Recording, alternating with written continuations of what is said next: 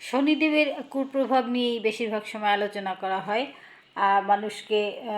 মানুষের কাজে বা কর্মে অসফলতা বা কোনো রকম কোনো সম্মান অসম্মান সব কিছুই আসলে শনির জায়গা থেকে বিচার করা হয়ে থাকে।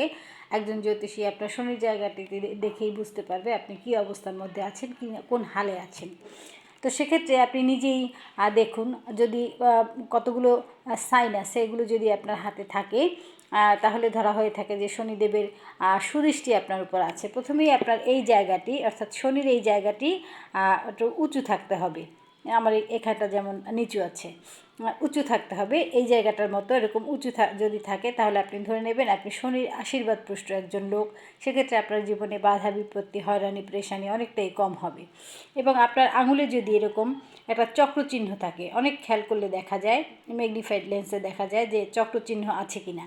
এই চক্রচিহ্ন যদি থাকে, এরকম দ্বিতীয় পর্বে যদি সোজা রেখা থাকে, লম্ব রেখা থাকে এবং এখানে যদি একটা চোখের মতো চিহ্ন থাকে এবং এই নিচের পার্টেও যদি লম্বা রেখা থাকে, এর যে কোনো একটা সাইন যদি আপনার এই আঙুলের মধ্যের আঙুলে থাকে এবং এখানে থাকে, তাহলে আপনি ধরে নেবেন যে আপনি শনিদেবের আশীর্বাদ পুষ্ট একজন লোক।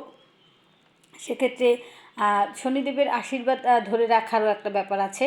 শনিদেবের আশীর্বাদ যদি আপনি কখনো কোনো অন্যায় পথে না যান, অবৈধ কোনো ইনকাম যদি না থাকে এবং আপনি যদি মাতৃভক্ত হন, তাহলে আপনার এই শনির আশীর্বাদের পরিমাণ আরও দ্বিগুণ হয়ে যাবে। আপনার কোনো রকম কোনো হয়রানি থাকবে না, বাধা থাকবে না।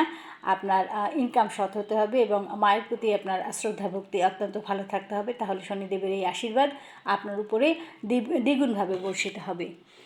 ধন্যবাদ সকলকে।